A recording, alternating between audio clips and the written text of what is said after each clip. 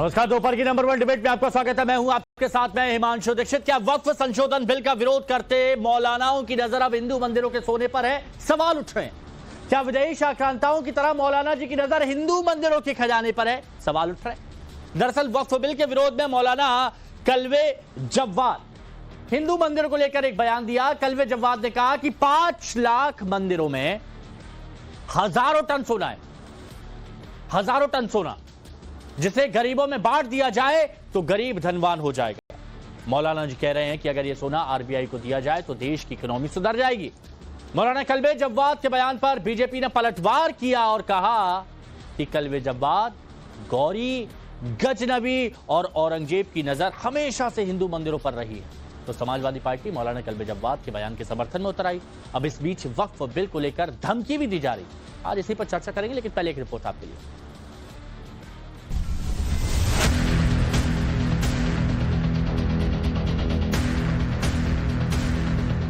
वक्फ संशोधन बिल संसद में पेश होने से पहले ही बौखलाए मौलानाओं की नजर क्या हिंदुस्तान के हिंदू मंदिरों पर है? दरअसल जल्द ही संसद में वक्फ संशोधन बिल पेश हो सकता है, लेकिन इस बिल के आने से पहले ही मुस्लिम मौलानाओं में खलबली मची है। इसी खलबली के बीच मौलाना कल्वे जव्वाद का बेतुका बयान सामने आया। कल्वे जव्वाद का कहना है कि सरकार मंदिर से सोना निकालकर गरीबों में बांटे। वक्फ बिल के विरोध को लेकर हुए प्रेस कॉन्फ्रेंस में मौलाना कल्वे जव्वाद ने कहा कि हिंदुओं के मंदिरों में हजारों टन सोना है, जिसे अगर बांट दिया जाए तो निर्धन धन्यवाद हो जाएंगे। सुनिए कल्वे जव्वाद का बयान। क्योंकि ये कहते हैं गरीबों की हम मदद करेंगे, हमारे कब्जे में आ जाएगा तो गरीबों की मदद करेंगे। तो हमने उसी में कहा कि इस वक्त 5 लाख से ज्यादा मंदिर हिंदुओं के हैं, जिसमें कई हजार टन सोना है। सिर्फ एक मंदिर से 400 किलो सोना चोरी हुआ था। तुम छोटे छोटे औकात से मदद करोगे, ये हजारों टन सोना बाहर निकालो और निर्धन हिंदुओं में बांटो उसको। जितने निर्धन है सब धनवान हो जाएंगे अगर सारी मंदिरों का सोना बांट दिया जाए। और जितना रिजर्व बैंक में जितना सोना है उससे 1000 गुना सोना जो है ज्यादा मंदिरों में है। अगर रिजर्व बैंक में दे दें यही ये मंदिरों के सोना का रिजर्व बैंक में आ जाए तो अभी 90 रुपए का जो डॉलर है अभी 20 रुपए का हो जाएगा और हिंदुस्तान की इकोनॉमी बहुत मजबूत हो जाएगी। वक्त से मजबूत नहीं होगी, ये जो मंदिरों में सोना है इसको बांटो, इससे मजबूत होगी। उधर ध्यान क्यों नहीं दे रहे हो? कल्वे जव्वाद के इस बयान के बाद सवाल उठ रहे हैं कि क्या विदेशी आक्रांताओं ने जिस तरह से हिंदू मंदिरों को लूटा तोड़ा, क्या इसी तरह मौलानाओं की नजर हिंदू मंदिरों के सोने पर है? कल्वे जव्वाद साहब ने बहुत अच्छी बात कही है। ये सरकार जो है ना, ये सिर्फ मस्जिदों पे कंट्रोल नहीं करना चाहती है। वक्फ के जरिए जो पूरे देश में लोग खुश हो रहे हैं कि मुसलमानों को टाइट किया जा रहा है, वक्फ की संपत्तियों पे सरकार कब्जा कर रही है। धीरे धीरे इस देश की मंदिरों पे कंट्रोल होगा। आज मस्जिदें अगर कंट्रोल में ली जा रही हैं, ऐसा नहीं है कि मंदिरें कंट्रोल में नहीं ली जाएंगी। कल सिख गुरुद्वारे भी कंट्रोल में लिए जाएंगे और लिए जा रहे हैं। तो कल्वे जव्वाद साहब ने बहुत गंभीर बात कही है। आज नहीं, इस बात को लोग कल समझेंगे। कल्वे जव्वाद जी गौरी, गजनी से लेकर औरंगजेब तक और तमाम ऐसे आक्रांताओं की निगाहें सदैव से हिंदू संपत्तियों पर रही है और देश अब ये समझ चुका है, नीयत समझ चुका है, नीत समझ चुका है और अब आपके इस भुलावे में आने वाला नहीं है। जिसकी नजर हिंदू संपत्तियों पर पड़ेगी, मंदिरों पर पड़ेगी, उसको मुंह तोड़ जवाब समाज देगा। बीजेपी ने पलटवार किया और कहा कि वक्फ की कब्जाई जमीन वापस आएगी तो उससे इकोनॉमी मजबूत होगी। वक्फ बोर्ड बिल से 140 देश करोड़ वासियों का सम्मान होगा, क्योंकि वो जमीनें जबरदस्ती इनको दी गई हैं, जबरदस्ती आवंटन करिए। वो जमीनें देश के काम आएगी, उसमें कॉलेज बनेंगे, उसमें यूनिवर्सिटी बनेंगी, उसमें बिजनेस बनेंगे, उसमें कारोबार होंगे, जिसमें अर्थव्यवस्था और मजबूत होगी। जो कालिम साहब कह रहे हैं कि अर्थव्यवस्था तो मजबूत जब होगी जब सारी जमीन हमारे पास आ जाएगी, उसमें रोजगार के अवसर बनेंगे, उद्योग खुलेंगे। नीति विरुद्ध तरीके से संपत्तियां इकट्ठी की गई हैं, सरकार उनको सुव्यवस्थित करे, सरकार की जिम्मेदारी है। हिंदू मंदिरों के सोने पर नजर गड़ाए मौलाना वक्फ संशोधन बिल को धोखा बता रहे हैं और बिल के खिलाफ आंदोलन की बात कर रहे हैं। पूरा कैंपेन हमारा चलेगा इस सिलसिले में, ताकि इन बेईमानों को, इन गद्दारों को जो नुकसान पहुंचा रहे हैं, इनको जो है इनका पर्दाफाश किया जाए और हमारा पीसफुल प्रोटेस्ट पूरी इंडिया में होगा। इंशाल्लाह पूरे पीसफुल प्रोटेस्ट पूरी इंडिया में होगा और हम इस बिल की मुखालिफत करते रहेंगे और इसके लिए कोर्ट भी जाएंगे। इस बीच वक्फ बिल के विरोध में मुस्लिम पर्सनल लॉ बोर्ड के सदस्य सैयद कासिम रसूल इलियास का एक धमकी भरा बयान आया। सैयद कासिम रसूल इलियास ने कहा कि अगर संसद में वक्फ बोर्ड बिल पास होता है तो वो मुस्लिम समाज को लेकर आंदोलन पर उतरेंगे।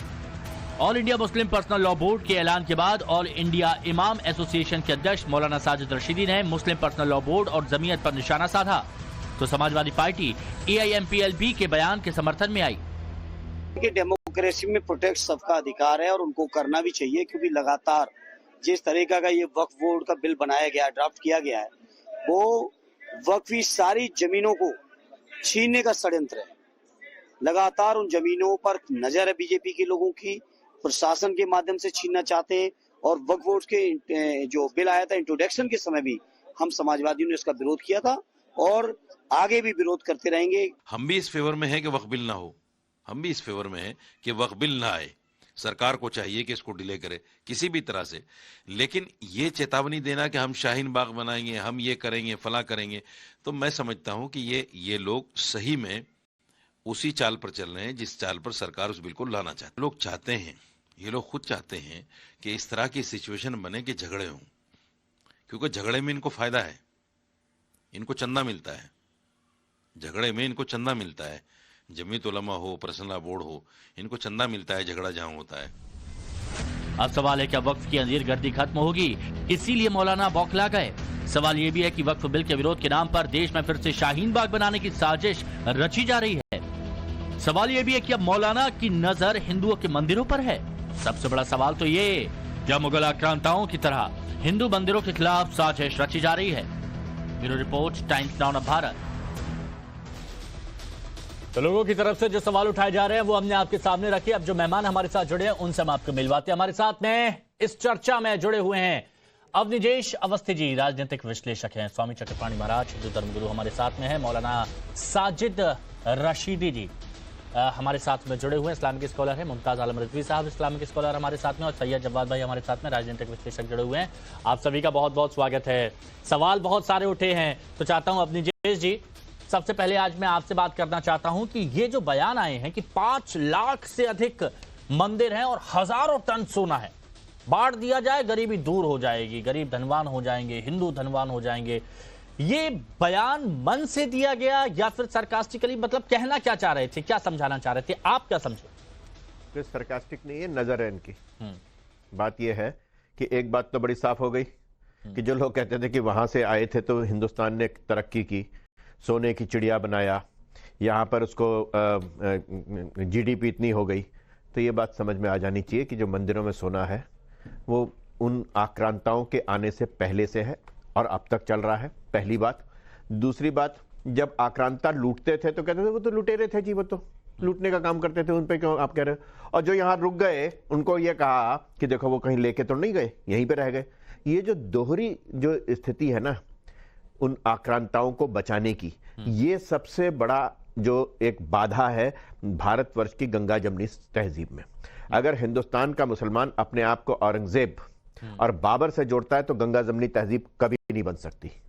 हिंदुस्तान के मुसलमान को अपने आप को जोड़ना चाहिए बाकी रसखान से, रहीम से, APJ अबुल कलाम से, अब्दुल हमीद से, उससे अगर जोड़ेंगे तो यहाँ पे गंगा जमनी तहजीब की कोई गुंजाइश है। लेकिन जो लोग अपने आप को जोड़ते हैं उनसे, जिन्होंने यहाँ पर आकर के गुरु गोविंद सिंह जी का सर उतारा, आज उनकी तारीफ की जा रही है, जिन्होंने छोटे साहबजादों को जिंदा दीवार में चनवा दिया, वो नायक बताया जा रहा है, बहुत बढ़िया शासक बताया जा रहा है।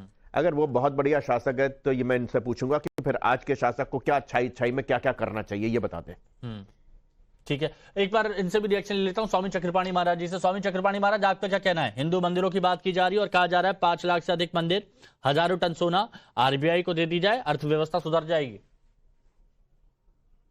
कल में जब बात कह रहे हैं, देखिए ऐसा है, इस तरह के बयान कलवे आजाद साहब ने इसलिए दिया है क्योंकि उन्होंने वक्फ बोर्ड को बचाना है।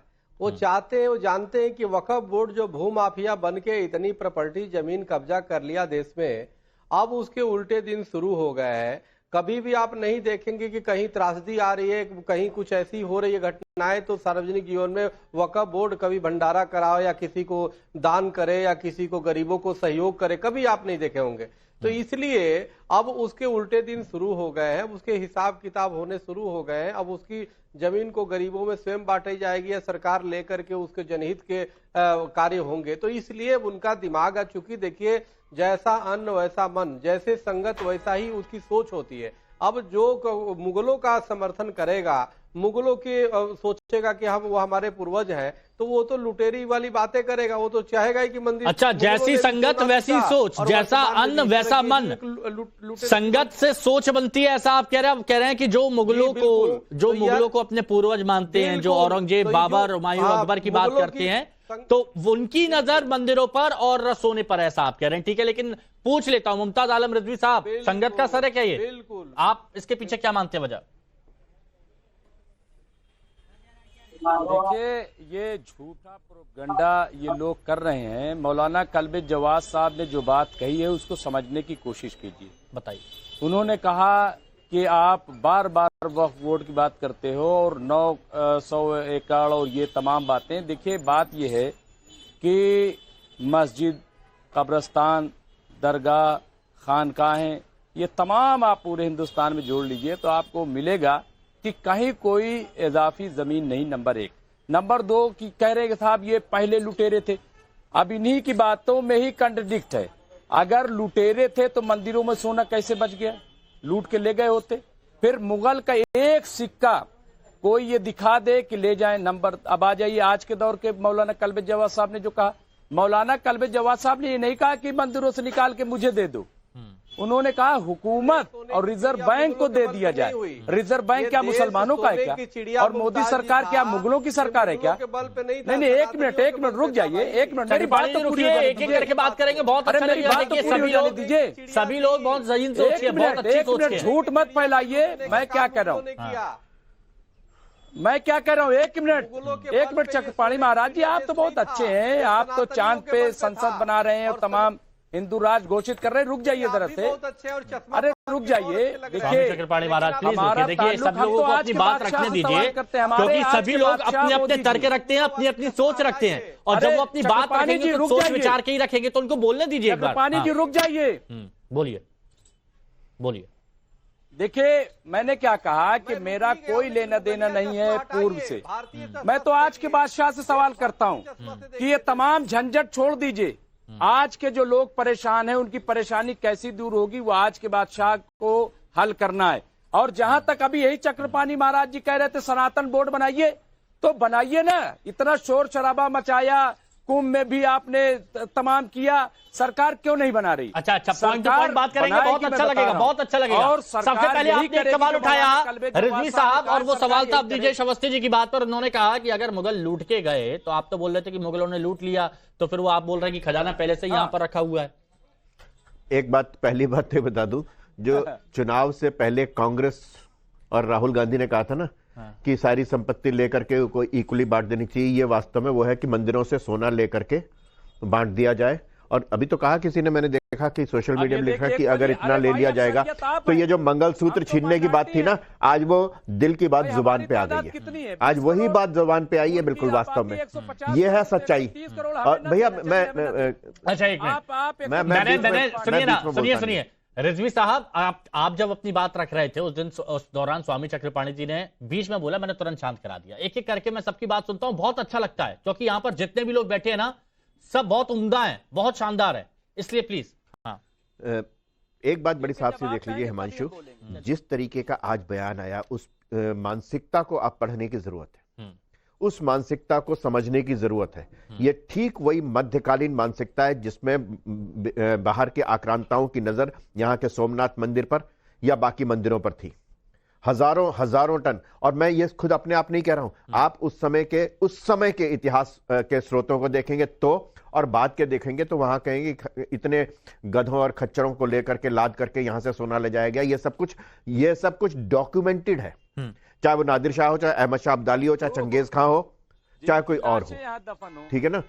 बात, सबसे बड़ी बात यह है कि जब भारतवर्ष का मुसलमान, और मैं मुसलमानों की बात नहीं कर रहा हूं, ये चंद लोग जो बैठे हुए ना, सिर्फ उनकी बात कर रहा हूं।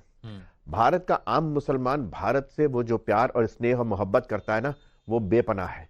लेकिन ये तमाम लोग जो है ना, ये उसको मोहब्बत करने नहीं देते। ये औरंगजेब को नायक बनाते हैं, जिसने संभाजी के साथ क्या किया, जिसने शिवाजी के साथ किया। हर कोई एक जैसा नहीं हो सकता। खैर ये बात तो आपने बिल्कुल ठीक कही। अब इस पे मैं साजिद रशीदी जी की भी बात जान लेता हूं। साजिद रशीदी जी, इस बयान को आप किस नजरिए से देखते हैं? दोबारा दोहराइए, आवाज नहीं आ रही है आपकी।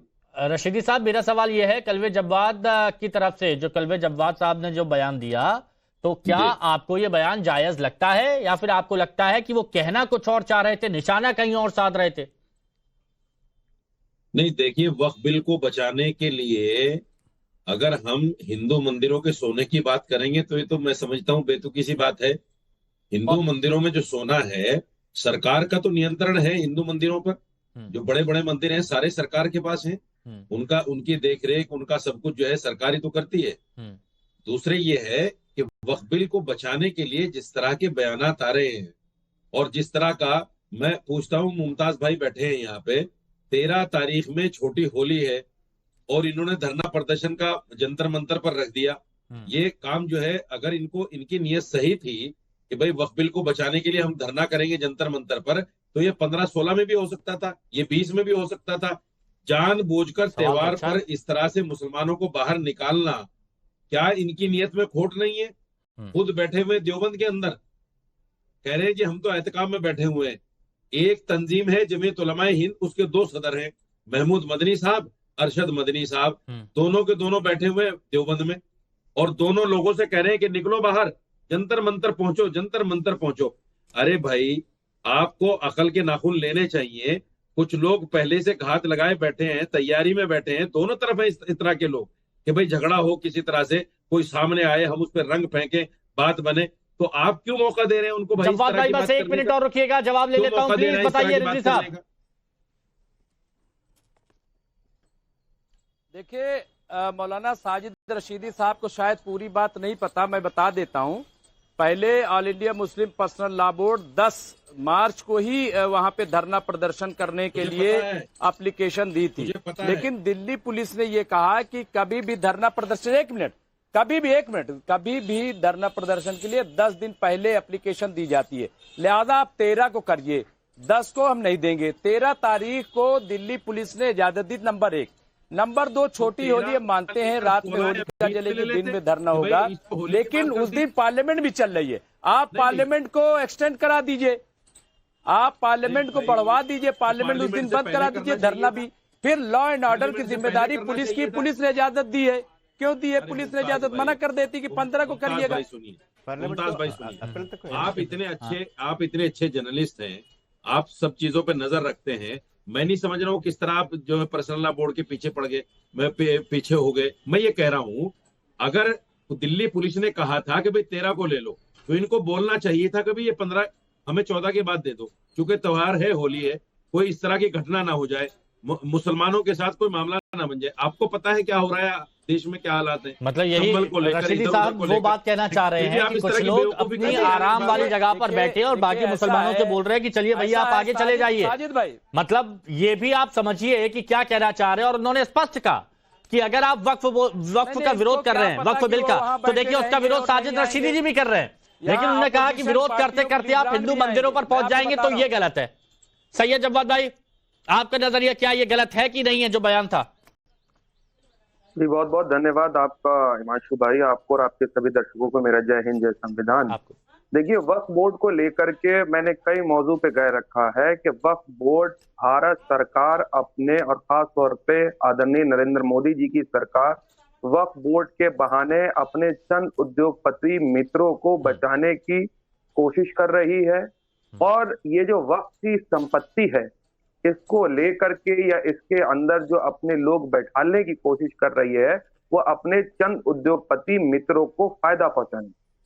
वो उसका उदाहरण मैं क्यों दे रहा हूं, क्योंकि जिस तरीके से इन्होंने अयोध्या में डिफेंस की जमीन अपने चंद उद्योगपति मित्रों को बेची है, उसी तरीके से जो वक्फ की प्रॉपर्टी है वो हिंदुस्तान की प्रीमियम प्रॉपर्टीज है, और वो प्रीमियम प्रॉपर्टीज पे ये चंद उद्योगपति मित्रों को दे करके उस पे बड़े बड़े कॉर्पोरेट्स बनाए जाएंगे, और बहुत सी वक्फ की संपत्ति पर कब्जा ऑलरेडी बड़े बड़े उद्योगपतियों ने कर रखा है, इसीलिए उनको बचाने के लिए ये बिल लेकर के आया जा रहा है।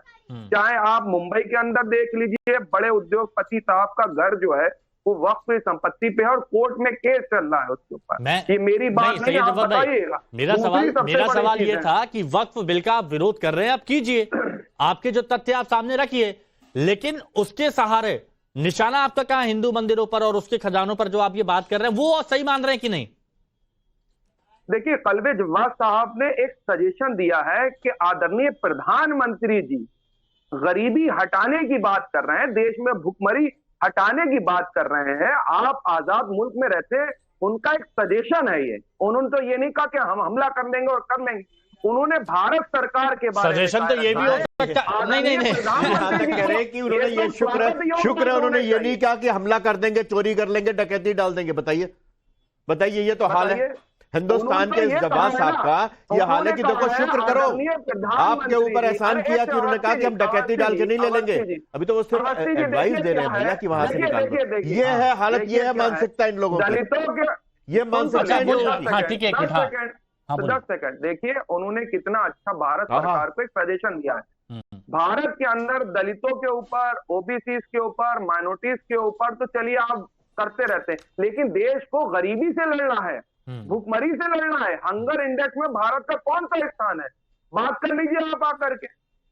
अच्छा ठीक है, हिमांशु मैं इनका जवाब दे देता हूं। एक जवाब जल्दी से दीजिए प्लीज। ये जवाब साहब आप मुझे लगता है कि आप मुझे थोड़े बहुत पढ़े लिखे आदमी लगते हैं, और पढ़े लिखे होने के कारण मैं आपसे ये कहना चाहता हूं कि ये रोज जो जुमला छोड़ते ना कि भुखमरी, बेरोजगारी, आप आंकड़ों पे बात करो। अभी क्या 25 से 27 करोड़ लोग तक पिछले 5 साल में गरीबी की रेखा से बाहर निकले कि नहीं निकले?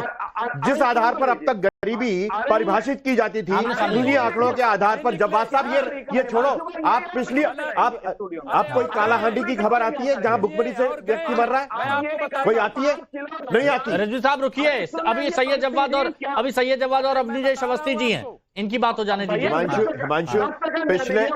हिमांशु आपने पिछली बार भुखमरी से मरने वाली खबर कब सुनी थी? और अगर जहां एक बार आमने सामने लाइए, एक सामने सवाल जवाब हो जाए प्लीज। हाँ बिल्कुल, मैं कह रहा हूं बताइए, आंकड़े पेश करो। 30 सेकंड बस, अभी इसी समय आंकड़े पेश करो। कितने लोग पिछले 5 सालों में भुखमरी से कितने लोग मरे? आंकड़े कहां है आपके पास? अरे आंकड़े बताओ, आप सुनना नहीं है मुझे आंकड़े बताओ, मुझे डाटा बताओ। यहाँ पे आके बोल दिया लोग भुखमरी से मर रहे हैं, लोग गरीबी से। आप बताइए ना, 25 करोड़ लोग गरीबी की रेखा से बाहर आए कि नहीं आए? गरीबी से दूर हुए कि नहीं हुए? मुझे आंकड़ों पे बात करनी है। बोलिए, ये मुझे भाषण नहीं सुनना है। बोलिए आंकड़े बताओ, अभी इसी समय आंकड़े बताओ। कहां से आंकड़े आपके पास आए? वो जो कहता है कि पाकिस्तान से भी नीचे हम भुखमरी के उसमें, उस आंकड़े की बात कर रहे हो आप? ओके, जहाँ पे आटे के लिए लोग एक दूसरे की जान ले रहे हैं। अच्छा, अब बोलिए यार, क्या लगा? नहीं, बोलिए, प्रॉब्लम है। नहीं, सवाल आंकड़े, मैं ये कह रहा हूँ, आंकड़े दो, आंकड़े। मैं बिना आंकड़े के बात नहीं सुनूंगा। हाँ ठीक है, आंकड़े दो। आंकड़े दे रहे कि नहीं दे रहे वो तो सुनिए। सुबह तक करो, छाका छाप लोग बर्दाश्त नहीं करते। अरे बर्दाश्त कर रहे हैं आप? बताओ पिछले 1 साल में, पिछले एक फाइनेंशियल ईयर में कितने लोग भुखमरी से मरे? आपके पास कहां आंकड़े? प्लीज थोड़ा भाई, छाप नहीं छुपेंगे। मैं कह रहा हूँ 80 करोड़ लोगों को राशन मिल रहा है, सरकार दे रही नहीं दे रही है? किसको दे रही है? गरीबों को दे रही नहीं दे रही? वो जो आप गोदामों में सड़ा करके शराब बेचते थे, शराब बनाते थे, ये कांग्रेस की सरकार के समय में सुप्रीम कोर्ट ने कहा ना। गलत, मैं गलत सुनने नहीं दूंगा। सुप्रीम कोर्ट का आदेश था कि गोदामों में सड़ा करके, गेहूं को सड़ा करके शराब बनाने वाली कंपनियों को बेचने की बजाय आप ये बांटते क्यों नहीं हो? अच्छा ठीक है, उस 80 करोड़ में सुन तो लीजिए, 15 मुसलमानों को मत दीजिए, 15 करोड़ रुपए देने का वादा आदरणीय प्रधानमंत्री जी ने करा। पहली बात तो किया नहीं था। 15 करोड़ कैसे बात कर रहे हैं? 15 करोड़ पे आ गए। 15 करोड़ कैसे? ये 15 लाख से 15 करोड़ पे आ गए। ये 15 लाख से 15 करोड़, ये जब आउट ऑफ ट्रैक जा रहे हैं। प्लीज, अब मैं यहाँ पर कहूंगा, एक चीज मैं कहूंगा कि अगर आप वो 80 करोड़ की बात कर रहे हैं तो उस 80 करोड़ में, हाँ जी, उस 80 करोड़ में हिंदू मुस्लिम दोनों हैं। अरे 10 सेकंड सुनिए 10 सेकंड प्लीज दीजिए। 15 लाख रुपए आदरणीय प्रधानमंत्री जी ने देने का वादा करा था। हम मुसलमानों को नहीं चाहिए। अरे फिर आप बोलेंगे हमें इग्नोर कर दिया जाता है। हिंदू भाइयों को दे दीजिए। ये कौन है मुसलमानों के प्रतिनिधि जो कह रहे हैं कि नहीं चाहिए? नहीं, उसमें उन्होंने कहा कि गरीब हिंदुओं को दान कीजिए। कलवे जव्वाद साहब ने एक बात कही। अब इसी पर मेरे को जानना है, प्लीज रिजवी साहब, प्लीज रिजवी साहब एक बात बताइए। मुमताज आलम रिजवी जी, जो कलवे जव्वाद साहब ने कहा कि गरीब हिंदुओं को दान कर दीजिए, सरकार को ये कर देना चाहिए, आपने कहा कि बड़ा दिल है, उनकी बात को समझना चाहिए, वो शुरुआत इस तरह से भी तो कर सकते थे कि इतनी सारी जो वक्फ की जमीन है, उन जमीनों में से कुछ दान करके गरीबों में बांट दिया जाए, तो वो भी अमीर हो जाएंगे। अरबों की उधर है, अरबों की इधर है, बराबरी का करते हैं ना बात। अरे भाई, आप लोग समझ नहीं रहे हो, गुमराह हो रहे हो। पहले बात समझ लो। हाँ। ये जमीनें जो हैं जिसपे मस्जिदें बनी हुई हैं, मस्जिद जो है कोई कारोबार की जगह नहीं, नंबर 1। कब्रस्तान बने हुए हैं, ऐसी भी जमीन है जिन पर मंदिर बने हुए हैं, नंबर 1। इसी तरीके से इमाम बाड़े बने हुए हैं। 1 मिनट, आप हमें तो बोलने नहीं देते, उनको तो बोलने देते हो यार। मैंने बिल्कुल तुरंत बोला। फिर हमें क्यों बिठाते हो इतना? हाँ, बताइए तो मुझे पूरी बात तो कर लेने दो। कह रहे हो दान दे दो, अरे ले जाओ मस्जिद का क्या करोगे? नमाज पढ़ो ना आके। नहीं, ये देखिए ना, फिर आप यही वाली बात कर रहे हैं। कई जगह पर साउथ में जहां पर मंदिर है वो भी आपके वक्फ बोर्ड में आ जाती है, कहीं पर दुकानें हैं वो भी वक्फ बोर्ड में आ जाती है। ऐसा तो नहीं है ना कि सिर्फ मस्जिद ही वक्फ बोर्ड के अंदर है। नमाज पढ़ो। हाँ। इमाम बाड़े में मजलिस मातम नहीं, जिस तरह की पीएचडी आप लोग कर रहे हैं, मुझे तो कुछ और ही हिसाब किताब नजर आ रहा है। मस्जिदों से ज्यादा मंदिर पर अध्ययन कर रहे हैं आप लोग। और दरगाह में तो जाते ही है भाई, अजमेर में जाते हैं, और तो आप बोल दीजिए कि जाना बंद कर दें। ऑलरेडी जाते ही है। आप बोल दीजिए कि वहां पर जो चढ़ावा चढ़ाते हैं हिंदू, चादर चढ़ाना बंद कर दें। ये कहना चाहते हैं कि मत आइए हमारे यहाँ उसमें। और ये बात देश में सबको समझनी चाहिए, सुननी चाहिए। एक मिनट, ये बात सबको समझनी चाहिए। इमाम बाड़ों में एक मिनट कर दो। ये बात सबको समझनी चाहिए, ये बात सबको देखनी चाहिए। जितने लोग देख रहे हैं कि मुमताज आलम रिजवी साहब कह रहे हैं कि क्यों आते हैं हमारे यहाँ, क्यों आते हैं हमारे यहाँ? अजमेर तो आप जाते ही हैं, क्यों जाते हैं? नहीं, क्यों नहीं आते? ना अभी अरे आओ, अरे मैं कह रहा हूँ कि आओ। हाँ। आप यार उल्टा क्या बात, क्या एंकर हो? वो दिख रहा है। अभी तो आप कह रहे हो कि दे दो, दान कर दो। वो दिख रहा है। जब आप मंदिरों की बात करते हैं कि मंदिर का सोना चांदी दान कर दो, आप लोग अपनी तरफ से ही बोलते थे ना, एक कदम हम बढ़ाते हैं, एक कदम आप बढ़ाइए। वो क्यों नहीं कहा कि एक कदम हम बढ़ाते हैं, एक कदम आप बढ़ाइए? मैंने क्या कह दिया? बहुत ही ज्यादा खतरनाक बात कही इन्होंने। कहा मस्जिदों की बात, ये जो अभी आप कह रहे थे कि बंबई के एक बहुत बड़े उद्योगपति का घर बना हुआ, वो मस्जिद है? भारत का पार्लियामेंट मस्जिद है? दिल्ली का एयरपोर्ट मस्जिद है? जिस मंदिरों पर और जिस कॉलेज पर कब्जा वक्फ ने दावा किया वो मस्जिद है? ये मुसलमानों को भड़काने की बात कर रहे हैं कि मस्जिदों को लेने की बात नहीं है, यतीम खाने मस्जिदों को लेने की बात नहीं है। आप और इसी तरह से तमाम जमीन वक्फ की लेने की बात हो रही है। भारत के संसद की जमीन को आप कहते हो कि वक्फ बोर्ड की जमीन है, दिल्ली के एयरपोर्ट को कहते हो कि वक्फ की जमीन है, और यहाँ बैठ के कहते हो कि मस्जिदों को ले लो। साजिद रशीदी जाकर के आपको पढ़ना आता है आपको? मुझे तो नहीं आता। आप अजमेर पे बोलना है तो अजमेर पे पहले उस कांड पे बोलो। अजमेर पे बोलना है तो पहले उस कांड पे बोलो जो कांड किया अजमेर में। सब अनपढ़ हैं, आप ये कहना चाह रहे हैं, है ना? कांड किया। एक मिनट, साजिद रशीदी जी, दोनों तरफ की बात करते। देखिए, मैं हमेशा कहता हूं कि बैलेंस रखना बहुत ज्यादा जरूरी है, दोनों तरफ की बात करना बहुत ज्यादा जरूरी है। अगर कलवे जव्वाद साहब सिर्फ मंदिरों की चर्चा करते हैं, तो अगर वो वक्फ का भी बोल देते कि दोनों लोग कदम आगे बढ़ाते हैं और दान करते हैं जिससे गरीबी दूर हो, तो अच्छा रहता ना, सिर्फ एक तरफा बात करने से। नहीं, सवाल ये है कि वक्फ की जो संपत्ति है उसको भी जुगतू रहने दीजिए। ये एक समुदाय की है, अपनी उनके पुरखों ने जो है दान की है, और जो हिंदू मंदिरों का खजाना है वो भी उनके पास रहने दीजिए। वो भी उन्होंने जो है दान किया है, भगवान के चरणों में उन्होंने चढ़ाया है, तो उस पर भी सरकार की नजर नहीं होनी चाहिए। मैं ये कहता हूं कि जो संपत्ति जिसकी है वो उसकी रहनी चाहिए। वक्फ बिल के मैं भी मुखालिफ हूँ, इसमें कोई दो राय नहीं। मैंने पहले भी बोला है कि मैं वक्फ बिल के मुखालिफ हूँ, लेकिन मैं मुमताज भाई इस बात के मुवाफिक नहीं हूँ कि त्योहार के टाइम पे आपने जंतर मंतर पर धरना दे दिया। सुनिए बात को मुमताज भाई, इसको समझने की कोशिश कीजिए ना। अरे भाई, आप दूसरों को बोलने की नसीहत देते हैं कि मत बोलिए, और आप खुद बोलते हैं। सुनिए ना, आप खुद बोलते हैं, दूसरों को नसीहत करते हैं। मैं ये कह रहा हूँ त्योहार के वक्त में मुसलमानों को बाहर निकालना, ये आपकी नजर में कैसा है? दिल्ली का मुसलमान तो जंतर मंतर जाता नहीं, जो लोग आएंगे वो यूपी से आएंगे, राजस्थान से आएंगे, हरियाणा से आएंगे। दीजिए ना, पार्लियामेंट क्यों चल रही है? नहीं, पार्लियामेंट क्यों चल रही बताइए? पार्लियामेंट का क्या मतलब है? हर चीज बंद करा दीजिए, हर चीज बंद करा दीजिए, हर चीज। इतनी नकारात्मकता कहाँ से लाते हैं, मेरे को बताइए। अंदर चल रही है यहाँ पर सड़क पर पार्लियामेंट का इससे क्या ताल्लुक है? होली के माहौल में तो मेरे भाई गुलमर्ग में कहते हैं फैशन शो बंद करा दीजिए, यहाँ कहते हैं पार्लियामेंट बंद करा दीजिए, और खुद जब सड़क जाम करके बैठेंगे तब। अब पुलिस को फैसला लेने दीजिए ना, अगर पुलिस को लगेगा उसके पास कोई ऐसा इनपुट आएगा तो पहले से पड़े हुए ये साजिद रशीदी जी कह रहे हैं, बहुत सही कह रहे हैं कि मुसलमानों को लड़वाना और इस तरह के बयान देना ना यही माहौल खराब करता है। स्वामी चक्रपाणी महाराज जी, स्वामी चक्रपाणी महाराज जी, साधु संतों में काफी रोष है इस बात को लेकर, आगे क्या? पर्सनल बोर्ड जमीयत यही कर रही है, मुसलमानों को पहले अंदर डलवा। स्वामी चक्रपाणी महाराज, उनके केस देखिए साधु संतों में रोष है इस बात को लेकर कि मंदिरों की बात क्यों हो रही है। एक तो चूप तो कराइए, हो गए प्लीज, हाँ बोलिए स्वामी चक्रपाणी। मैं जब बोल रहा हूं तो सब लोग बोलने लगते हैं। देखिए हिमांशु जी, देखिए ऐसा है, आज तो जब से मौलाना रशीदी साहब ने बीजेपी को वोट दिया है तब से इनकी विचार एकदम राष्ट्रवादी हो गई है। आप देखिए अभी ठीक कह रहे हैं, होली के समय अगर मुस्लिम भाई धरना प्रदर्शन करेंगे कुछ भी हो जाएगा, तो इसलिए ठीक कह रहे हैं। दूसरी बात यह है, इन्होंने जो कहा मंदिरों की संपत्ति को नहीं अधिकृत करना चाहिए। अरे सुनिए भाई, बीच में ना बोलिए। तो बात ठीक है, लेकिन वक्फ बोर्ड को तो लेना, वक्फ बोर्ड की तो गरीबों में बांटना चाहिए संपत्ति। दूसरी, मुमताज साहब ने तो मुगलों की चश्मा पहन रखी है और वो मुगलिया सोच से बोलते हैं। इस्लामिक स्कॉलर है, मैं इनका सम्मान करता हूं, लेकिन मुगलिया चश्मा हटाइए, राष्ट्रभक्ति की निगाह से। अब जैसे मौलाना साहब के विचार बदल गए ऐसे लगता है रशीदी साहब का, वैसे सोच रखिए, तब जाकर सही देश की एकता अखंडता बनी रहेगी, तब जाके भाईचारा बनेगी। मौलाना साहब देखिए, ये लीजिए हट गया मुगलिया चश्मा जो आप बोल रहे थे, लीजिए। आप गलत रास्ते पे हैं, इस बात जो आप कह रहे थे कि मुगलिया चश्मा है, हटा दिया उन्होंने। अरे मैं धूप में बैठा हूँ भाई, इसलिए हटा दिया, लीजिए। मुगलिया सोच है ना, इनकी सोच है वही।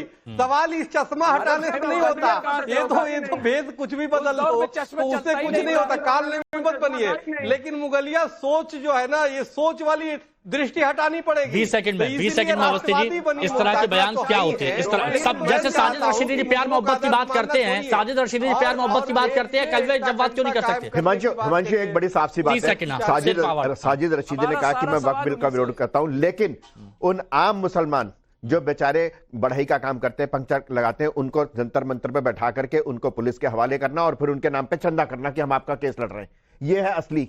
ये आम मुसलमान को समझना चाहिए। कितने बड़े मौलाना है जो अंदर बंद होते हैं, आज तक कोई सुना आपने? नहीं हुआ ना। आम मुसलमान जो है वो इस दंगे में मारा था। यहाँ पे बैठने वाला कोई व्यक्ति कभी किसी रहा कि उसने कभी पुलिस का डंडा खाया हो? नहीं। प्लीज इस बात को समझना चाहिए कि बहुत से लोग हैं, बहुत से इस्लामिक स्कॉलर हैं, बहुत से मौलाना हैं जो बहुत पते की बात करते हैं। तो आप समझिए, सोच समझ के बुद्धि का इस्तेमाल कीजिए कि आपको किसको फॉलो करना है, किसको फॉलो नहीं करना है, कहां जाना